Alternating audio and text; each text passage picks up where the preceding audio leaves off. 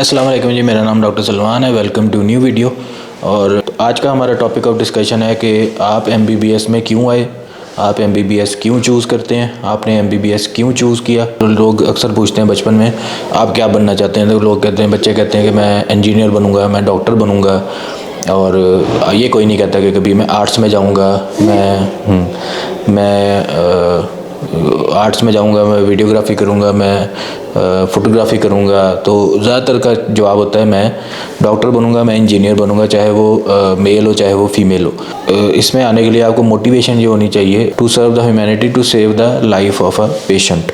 Doctor जो होते हैं एज अ वसीला काम करते हैं, शफा अल्लाह ने देनी है, हमारे हाथ में कुछ नहीं है। हम लोग सिर्फ मेडिसिन देते हैं और उसकी कंप्लेंट्स को सुन के, उसकी शिकायत को सुन के, उसकी अलामात को देख के हम दवाई देते हैं और शफा अल्लाह ने देनी होती है। तो हम लोग एज अ वसीला बन जाते हैं। तो मैं ये चीज़ देखता था कि जब पेशेंट को मैं दवाई देता हूँ या पेशेंट को मैं ट्रीट करता हूँ और जब मुझे क्लिनिक पे आके वो कहता है कि डॉक्टर साहब I am now feeling better, मैं बच्चा महसूस कर रहा हूँ, बहुत बहुत शुक्रिया, अल्लाह आपको खुश रखे, ये बातें जब पेशेंट कहता है तो फिर एक सुकून मिलता है। तो ये जो सुकून है ये बड़ा एक अच्छी फीलिंग देता है।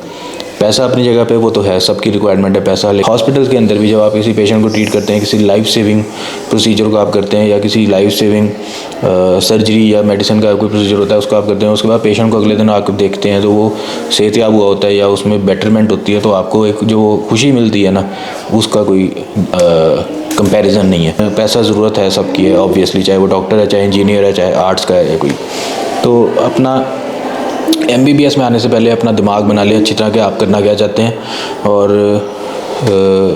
किस साइड पे आप जाना चाहते हैं। आफ्टर एमबीबीएस पोस्ट ग्रेजुएशन आप क्लिनिकल करना चाहते हैं, बेसिक करना चाहते हैं और पाकिस्तान में रहना चाहते हैं, बाहर जाना चाहते हैं। ये चीज़ें आपको साथ साथ सोच लेनी चाहिए। पाकिस्तान में तो इतनी सैचुरेशन हो चुकी है कि ये हमारे हॉस्पिटल्स हैं, ये हमारी जॉब्स हैं, ये हमारा मार्केट के अंदर इस वक्त बच्चा है जो एमबीबीएस करके और FCPS 1 करके इस लेवल पे इतने ज़्यादा फारिग बैठे हुए हैं।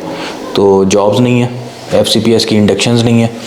और सबसे बड़ी चीज़ कि जो पाकिस्तान में डॉक्टर्स बनते हैं ज़्यादातर जो होते हैं जो बाहर से भी आते हैं डॉक्टर बनने के लिए, एमबीबीएस करने के लिए, क्योंकि बाहर एमबीबीएस डॉक्टर बनना बहुत महंगा है। तो लोग यहाँ आते हैं सऊदीया से, अमेरिका से और कनाडा से, यहाँ पे फॉरेन स्टूडेंट्स या इस सीट पे आते हैं और एमबीबीएस करते हैं, उसके बाद बाहर चले जाते हैं। फिर यहाँ के लोकल ग्रेजुएट्स हैं मेल और फीमेल, वो क्या करते हैं एमबीबीएस करते हैं, उसके बाद बाहर चले जाते हैं। क्यों? ब्रेन ड्रेन क्यों हो रहा है? क्योंकि पाकिस्तान में जॉब्स नहीं है, पाकिस्तान में सैलरीज नहीं है, पाकिस्तान में हेल्थ का स्ट्रक्चर बहुत बुरा है, पाकिस्तान में जॉब स्ट्रक्चर बहुत बुरा है। तो हम कहते हैं कि बाहर क्यों जाते हैं, पाकिस्तान इतना अच्छा है, पाकिस्तान बहुत अच्छा है, वी लव पाकिस्तान।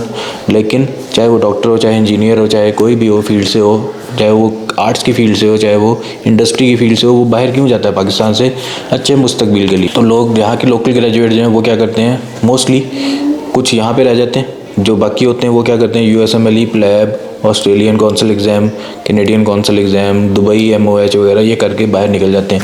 फिर कुछ ग्रेजुएट ऐसे होते हैं जो एमबीबीएस करने के बाद कोई और फील्ड चूज़ कर लेते हैं। एमबीबीएस करने के बाद ख़ासतौर पे फीमेल ग्रेजुएट जो हैं वो ऑप्ट नहीं करती हैं एमबीबीएस करने के बाद। ये भी एक बहुत बड़ा अलमिया है, इस पर भी आजकल डिस्कशन हो रही है कि डॉक्टर बहू लानी है, बच्चे की ख्वाहिश है कि डॉक्टर बनना है। माँ बाप अपने 50, 60 लाख, 70 लाख रुपया लगा के उसको डॉक्टर बनाते हैं और बाद में क्या होता है, वो बच्चा जो है या बच्ची जो है वो उसको फील्ड को परस्यू नहीं करती, ख़ासतौर पे फीमेल ग्रेजुएट्स।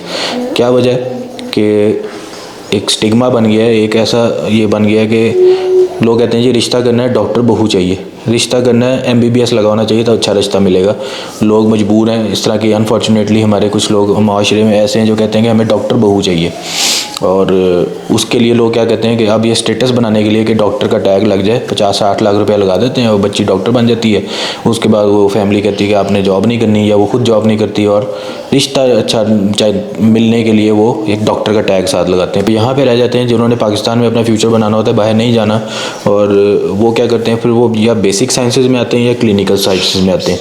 क्लिनिकल साइंसेज में FCPS मेडिसिन, FCPS सर्जरी और इस तरह की बहुत सारी क्लिनिकल फील्ड्स हैं। बेसिक साइंसेज है, कोई एनाटॉमी में करता है, कोई फिजियोलॉजी में करता है, कोई फोरेंसिक में करता है, कोई जितने भी हमारे बेसिक सब्जेक्ट्स हैं उनके अंदर करके टीचिंग साइड पे आ जाते हैं। जब आप डॉक्टर बन रहे होते हैं तो नंबर 1 चीज़ होता है आपका एक हार्डवर्क आपको चाहिए, एक मोटिवेशन आपको चाहिए, दूसरा डिसिप्लिन।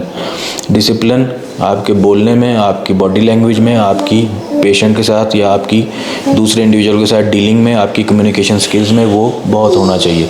तो कम्युनिकेशन स्किल्स जो हैं ये बहुत ज़रूरी हैं डॉक्टर बनने के लिए। और इसकी मेन जो आप बैकग्राउंड मैं आपको बताता हूँ कि बहुत सारी लड़ाइयाँ होती हैं पाकिस्तान में हॉस्पिटल्स के अंदर कि डॉक्टर ने पेशेंट ने डॉक्टर को मारा, पेशेंट के अटेंडेंट ने डॉक्टर को मारा, डॉक्टर ने उसको मारा, लड़ाई हो गई और वो हड़ताल हो गई।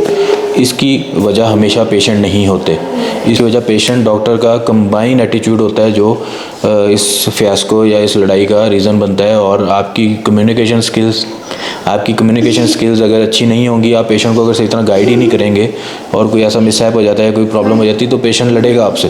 तो you need to develop communication skills, good communication skills. Patient के साथ आपको बात करनी आनी चाहिए, पेशेंट के साथ इंटरेक्शन करना आना चाहिए, उसके अटेंडेंट्स के साथ इंटरेक्शन करना आना चाहिए, उसको गाइड करना चाहिए। तो ये चीज़ें भी आपको साथ साथ सीखनी चाहिए। और चीज़ के अंदर आप ऐड करना चाहते हैं तो कमेंट करें और आप भी बताएं कि आपके क्या ख्यालात हैं, इसमें कोई चीज़ हम ऐड कर सकते हैं तो वो भी करें। और कमेंट करें, लाइक करें, शेयर करें, सब्सक्राइब करें। अगली वीडियोस में मैं आपको एग्जाम पॉइंट ऑफ व्यू से बताऊंगा कि पेपर किस तरह सॉल्व किया जाता है, पेपर के अंदर क्वेश्चंस किस तरह के आते हैं और किस तरह से आप अपना टाइम मैनेज करना चाहिए, किस तरह से आपको पेपर सॉल्व करना आना चाहिए और पेपर को पढ़ाई किस तरह करनी चाहिए, आपको अपना कौन सी बुक्स यूज़ करना चाहिए, फोरेंसिक मेडिसिन से related, anatomy, physio, biochem, medicine से जो भी सब्जेक्ट्स हैं मेडिकल के, उन सब को मैं इसमें डील करूँगा। और मेन जो फोकस होगा फोरेंसिक मेडिसिन के लेक्चर्स पे, फोरेंसिक मेडिसिन के पेपर पे, लेकिन बाकी भी सब्जेक्ट्स हम इस पर डील करेंगे कि आपने किस तरह से वो सॉल्व करने हैं, लेक्चर उसके और एग्जाम वाइज भी। तो चैनल को लाइक करें, शेयर करें, सब्सक्राइब करें। Be a good student, be a good doctor. इधर आ, be a good student, be a good doctor. और ये स्टूडेंट ऐसे student be a good student, be a good doctor, be a good human. Thank you so much. अल्लाह हाफिज़। बहुत चाहते थे।